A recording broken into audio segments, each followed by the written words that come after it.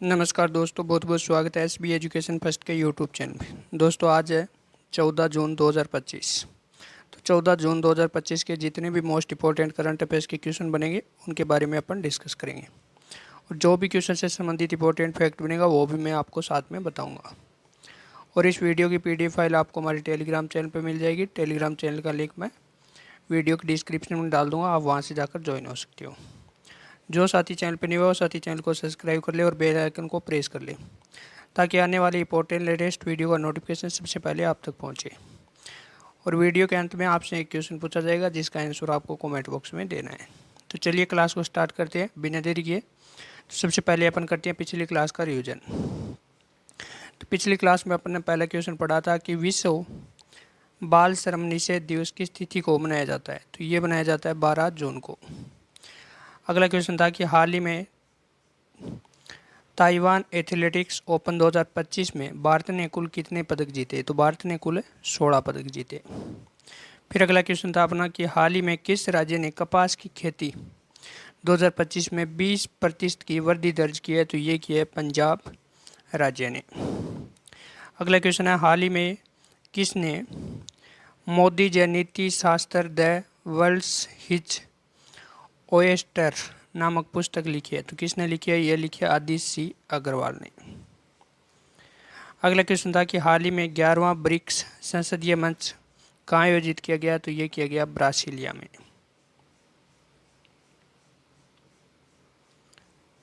अगला क्वेश्चन था कि हाल ही में यूरोपियन फुटबॉल संघ नेशनल लीग मुकाबले में दूसरी बार किसने जीता है। तो ये जीता है पुर्तगाल ने। अगला हाल ही में किस हाई कोर्ट ने मां के पुनर्विवाह पर बेटे का उपनाम बदलने का आदेश दिया है। तो ये दिया है कलकत्ता हाई कोर्ट ने। अगला क्वेश्चन था कि हाल ही में संयुक्त राष्ट्र महासभा ने किस वर्ष को अंतर्राष्ट्रीय महिला कृषक वर्ष घोषित किया है। तो ये किया है 2026 को। अगला क्वेश्चन था कि हाल ही में चौथी भारत मध्य एशिया वार्ता की मेजबानी कहाँ की गई। तो ये की गई नई दिल्ली में। आज के क्लास के क्वेश्चन की तरफ बढ़ते हैं। आज की क्लास का पहला क्वेश्चन है हाल ही में अंतर्राष्ट्रीय एल्बिनिज्म जागरूकता दिवस किस तिथि को मनाया जाता है। तो ये मनाया जाता है 13 जून को। तो सही आंसर क्या हो जाएगा, ऑप्शन नंबर सी, यानी 13 जून को अंतर्राष्ट्रीय एल्बिनिज्म जागरूकता दिवस मनाया जाता है। डिटेल में समझते हैं इसको। हर साल यानी 13 जून को अंतर्राष्ट्रीय एल्बिनिज्म जागरूकता दिवस मनाया जाता है, जिसका उद्देश्य क्या होता है। जिसका उद्देश्य होता है एल्बिनिज्म बीमारी के बारे में जागरूकता फैलाना, और इस दिवस को मनाने का एक अन्य कारण है लोगों को इस बीमारी के लक्षणों के बारे में जानकारी प्रदान करना। बात करें संयुक्त राष्ट्र महासभा ने 18 दिसंबर 2014 को आयोजित सभा में 13 जून को अंतर्राष्ट्रीय एल्बिनिज्म जागरूकता दिवस के रूप में मनाए जाने की क्या की थी, घोषणा की थी। किसने, संयुक्त राष्ट्र महासभा द्वारा 18 दिसंबर 2014 को। अगले क्वेश्चन की तरफ बढ़ते हैं। अगले क्वेश्चन से पहले अपन जान लेते हैं जून माह में अब तक मनाए गए मोस्ट इंपॉर्टेंट डे। बात करें 1 जून की, तो 1 जून को मनाया गया था विश्व दूध दिवस। 2 जून की बात करें तो तेलंगाना स्थापना दिवस मनाया गया था। 3 जून की बात करें तो विश्व साइकिल दिवस मनाया गया। 4 जून की बात करें तो 4 जून को अंतर्राष्ट्रीय आक्रामकता के शिकार मासूम बच्चों का दिवस।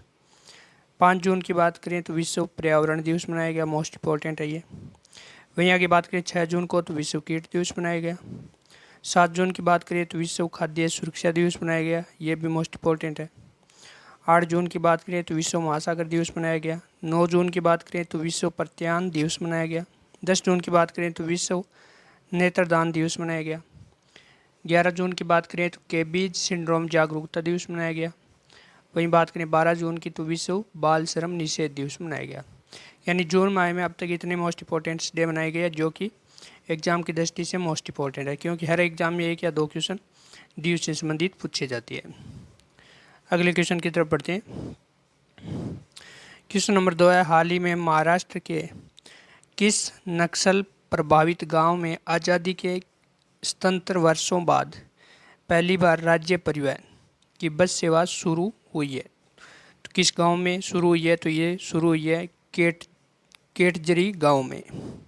गांव का नाम क्या है, केटजरी गांव, जो कि कहाँ है, महाराष्ट्र में है, जिनमें 77 वर्षों बाद पहली बार राज्य परिवहन की बस सेवा शुरू की गई है। तो सही आंसर क्या हो जाएगा? ऑप्शन नंबर ए, केटजरी गांव। डिटेल में समझते हैं इसको। हाल ही में महाराष्ट्र के नक्सल प्रभावित गढ़चिरौली जिला कौन सा है? गढ़चिरौली जिले के केटजरी गांव में आज़ादी के 77 वर्षों बाद पहली बार 26 अप्रैल 2025 को राज्य परिवहन की बस सेवा शुरू की गई। यह एक ऐतिहासिक कदम है, सिर्फ एक परिवहन सुविधा नहीं बल्कि बदलाव, विकास और विश्वास की एक नई शुरुआत का प्रतीक भी बन गया है। अगला क्वेश्चन नंबर 3 है। हाल ही में निकोलस पूरन ने हाल ही में अंतर्राष्ट्रीय क्रिकेट से संन्यास लिया है, वह किस देश के खिलाड़ी है? किस देश के खिलाड़ी है? तो वह है वेस्ट इंडीज के। तो सही आंसर क्या हो जाएगा? Option number B, West Indies. Nicholas Pooran, photo में देख सकते हो, ये है निकोलस पूरन जिन्होंने अंतर्राष्ट्रीय क्रिकेट से क्या ले लिया? संन्यास ले लिया, और वो कहाँ के है? वेस्ट इंडीज के है। अगला क्वेश्चन नंबर 4 है। हाल ही में किस भारतीय क्रिकेटर को आईसीसी हॉल ऑफ फेम में शामिल किया गया है? तो किसको शामिल किया गया है? तो ये शामिल किया गया है महेंद्र सिंह धोनी को। तो सही आंसर क्या हो जाएगा? ऑप्शन नंबर ए, महेंद्र सिंह धोनी। डिटेल में बात करते हैं। वर्ष 2025 में पूर्व भारतीय कप्तान महेंद्र सिंह धोनी को अंतर्राष्ट्रीय क्रिकेट परिषद आईसीसी के हॉल ऑफ फेम में शामिल किया गया। यह सम्मान पाने वाले 11वें भारतीय क्रिकेटर बन गए महेंद्र सिंह धोनी। पहले की बात करें, पहले भारतीय कौन थे? तो पहले भारतीय थे बिशन सिंह बेदी 2009 में। वहीं बात करें पहली भारतीय महिला कौन थी? तो मिताली राज थी 2023। अगला क्वेश्चन नंबर 5 है। हाल ही में कहाँ 11.4 एकड़ में देश का पहला अत्याधुनिक ई वेस्ट इको पार्क बनेगा? तो कहाँ बनेगा? तो ये बनेगा उत्तरी दिल्ली के होलबी कला में। कहाँ बनेगा? उत्तरी दिल्ली के होलबी कला में बनेगा। तो सही आंसर क्या हो जाएगा? ऑप्शन नंबर ए। डिटेल में समझते हैं। हाल ही में दिल्ली में ई वेस्ट इको पार्क उत्तर दिल्ली के होलबी कला में 11.4 एकड़ क्षेत्र पर विकसित किया जाएगा। यह भारत में प्रस्तावित 4 ई वेस्ट पार्कों में से एक है, और इसे design, build, finance, operator, transfer model के तहत पब्लिक प्राइवेट पार्टनरशिप ढांचे में तैयार किया जाएगा। ठीक है। अच्छा, बात आई है दिल्ली की, तो दिल्ली के बारे में जानते हैं। बात करें दिल्ली के मुख्यमंत्री कौन है? तो दिल्ली की मुख्यमंत्री है रेखा गुप्ता। वही बात करें उप मुख्यमंत्री कौन है? तो प्रवेश वर्मा है। उपराज्यपाल की बात करें तो वीके सक्सेना है। बात करें दिल्ली की स्थापना कब हुई थी? तो 1911 में दिल्ली की स्थापना हुई थी। प्राचीन नाम क्या था? तो दिल्ली का प्राचीन नाम था इंद्रप्रस्थ। किस समय? महाभारत काल में। विधानसभा सीट की बात करें तो 70, लोकसभा सीट कितनी है? 7, और राज्यसभा सीट कितनी है? 3। वहीं राज्य के पक्षी की बात करें तो राज्य पक्षी है गोरैया, राज्य के पशु नीलगाय है। पड़ोसी राज्य की बात करें तो हरियाणा और उत्तर प्रदेश है। और मैप में आप देख सकते हो, ये है दिल्ली। अगला क्वेश्चन नंबर 6। हाल ही में भारत का पहला अंडर वाटर म्यूजियम किस सेवानिवृत्त नौसैनिक जहाज के चारों तरफ स्थापित किया जाएगा? तो ये स्थापित किया जाएगा आईएनएस गुलदार के चारों ओर अंडर वाटर म्यूजियम तैयार किया जाएगा। तो सही आंसर क्या हो जाएगा? ऑप्शन नंबर ए, आईएनएस गुलदार।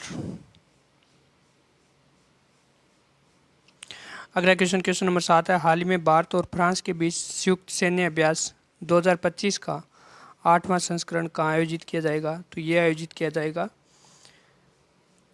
ला केलेबारी में। कहाँ आयोजित किया जाएगा? ला केलेबारी में। तो सही आंसर हो जाएगा ऑप्शन नंबर ए, ला केलेबारी। डिटेल में समझते हैं।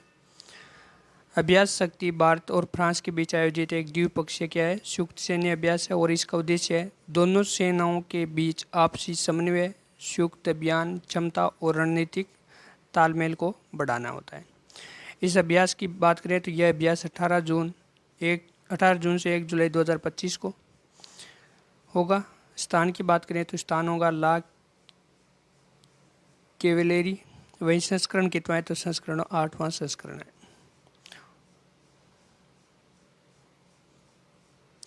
अगला क्वेश्चन नंबर 8 है। हाल ही में सिप्ला हेल्थ ने किसे अपना ब्रांड एम्बेसडर बनाया है? किसे बनाया सिप्ला हेल्थ ने, तो ये बनाया है नीना गुप्ता को। तो सी आंसर क्या हो जाएगा, option number A Neena Gupta. Photo में देख सकते हो ये है नीना गुप्ता, जिनको हाल ही में सिप्ला हेल्थ ने अपना ब्रांड एम्बेसडर बनाया है। अगला क्वेश्चन नंबर 9 है, हाल ही में विश्व बैंक ने वित्त वर्ष 2025-26 के लिए भारत की आर्थिक वृद्धि दर कितने प्रतिशत रहने का अनुमान लगाया है। कितने प्रतिशत रहने का अनुमान लगाया 2025-26 के लिए, तो ये रहने का अनुमान लगाया 6.3%। तो सही आंसर क्या हो जाएगा, ऑप्शन नंबर बी 6.3%। अगला क्वेश्चन नंबर 10 है, राष्ट्रीय ई विधान एप्लीकेशन यानी नेवा को अपनाने वाला भारत का 29वां विधायी निकाय कौन सा बना है, तो ये बना है पुडुचेरी। तो सही आंसर क्या हो जाएगा, ऑप्शन नंबर ए पुडुचेरी। डिटेल में समझते हैं कि हाल ही में केंद्र शासित प्रदेश पुडुचेरी राष्ट्रीय ई विधान एप्लीकेशन यानी नेवा में शामिल होने वाला देश का 29वां विधानमंडल बन गया है। वहीं बात करें केंद्र शासित प्रदेश दिल्ली ने नेवा को लागू करने वाला 28वां विधानमंडल बना था। दिल्ली कितवां बना था, 28वां बना था, और अब बना है पुडुचेरी 29वां। वहीं बात करें नेवा 100% केंद्र द्वारा वित्त पोषित केंद्रीय संसदीय कार्य मंत्रालय की क्या है, क्या परियोजना है, जिसका उद्देश्य है देश में कागज रहित डिजिटल विधायी प्रक्रिया बनाना। वहीं बात करें 2022 में नागालैंड विधानसभा राष्ट्रीय ई विधान एप्लीकेशन नेवा को लागू करने वाला पहली राज्य विधानमंडल बनी थी। पहली कौन बनी थी, तो पहली बनी थी नागालैंड। कब बनी, 2022 में। और पुडुचेरी अब कितनी बनी है, 29वीं बनी है। वहीं दिल्ली कितनी बनी थी, तो दिल्ली 28वीं बनी थी। अच्छा, लास्ट वीडियो में आपसे क्वेश्चन पूछा गया था कि हाल ही में किसे उप सेना प्रमुख नियुक्त किया गया है। किसे नियुक्त किया गया, तो ये नियुक्त किया गया राजीव गही को। तो सही आंसर क्या हो जाएगा, ऑप्शन नंबर ए राजीव गही।